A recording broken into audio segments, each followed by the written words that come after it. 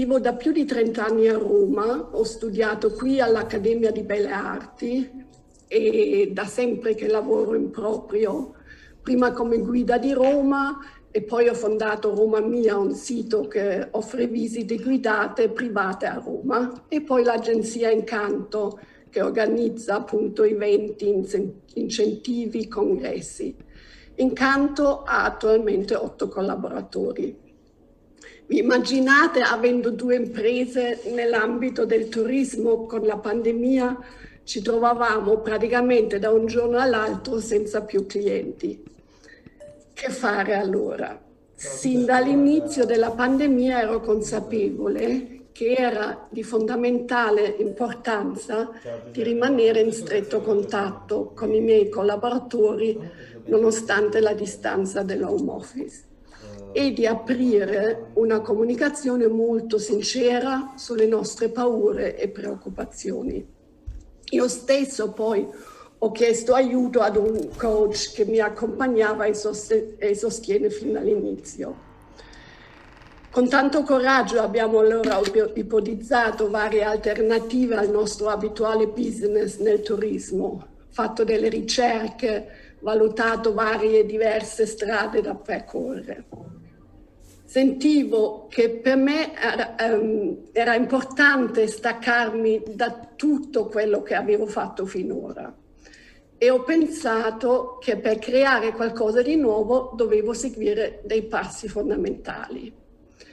Immaginavo la mia agenzia come una barca a vela, ancorata in un porto con il vento oramai calato, perciò intanto andava ripulita.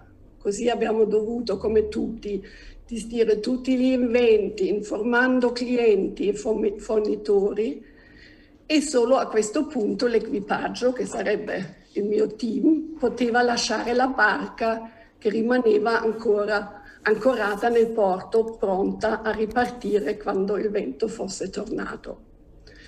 E secondo me questo spazio vuoto che ci dava l'opportunità di pensare quali erano le nostre migliori capacità.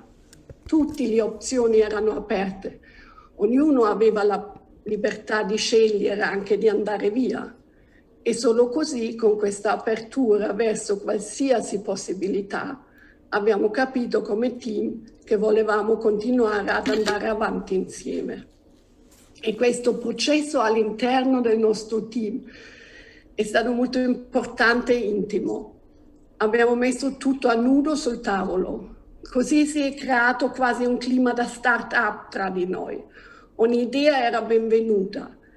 In questa fase abbiamo comunicato tanto verso l'esterno, creato un nuovo sito web, cominciato a scrivere un blog, riattivato i nostri contatti, e così ho conosciuto la mia partner austriaca, cofondatrice di Vision Health 42.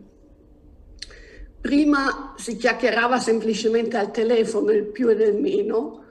Da subito c'era un'ottima intesa tra di noi, un buon feeling, e dopo diverse telefonate abbiamo deciso di pensare a un business insieme.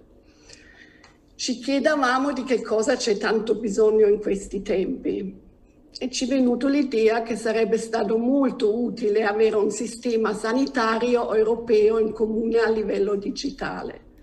E così è nato il nostro progetto Vision Health 42, che si pone come obiettivo di realizzare ed elaborare una visione per l'Europa.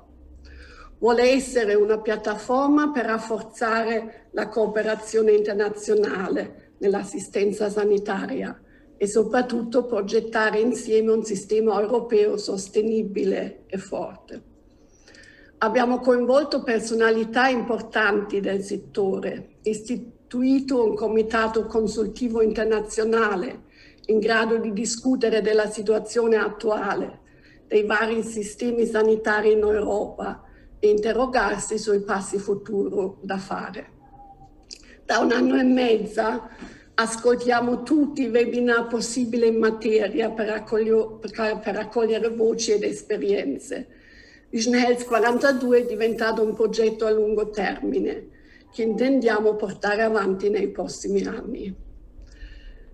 A questo punto vorrei dire due parole a proposito del numero 42.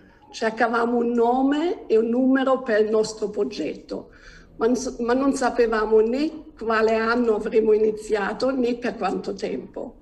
E visto che unire il sistema sanitario europeo in un progetto megagalattico è ancora anche un po' da fantascienza, ci siamo fatti ispirare autoironicamente da un film di fantascienza umoristica che si chiama Guida Galattica per gli autostoppisti, magari qualcuno lo conosce. In questo film, per cercare la risposta alla domanda fondamentale sulla vita, l'universo e tutto quanto, viene costruito un supercomputer chiamato Pensiero Profondo che, dopo un'elaborazione durata 7 milioni e mezzo di anni, fornisce come risposto 42. Speriamo di avere un sistema sanitario europeo in comune molto prima. Noi ci mettiamo tutte le nostre forze. Posso concludere che la pandemia, a prescindere dalla mancanza totale di entrate finanziarie, ha allargato il nostro portfolio clienti e influenzato positivamente la nostra sfera d'affari. Ha maggiormente qualificato i miei collaboratori, che con l'occasione li ringrazio di nuovo tantissimo per il sostegno, e voglio dirlo, è un team femminile.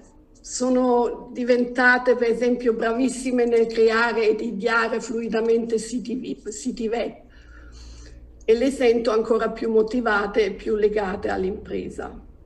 Ed ad oggi ho 2 nuove valide collaboratrici per i social media.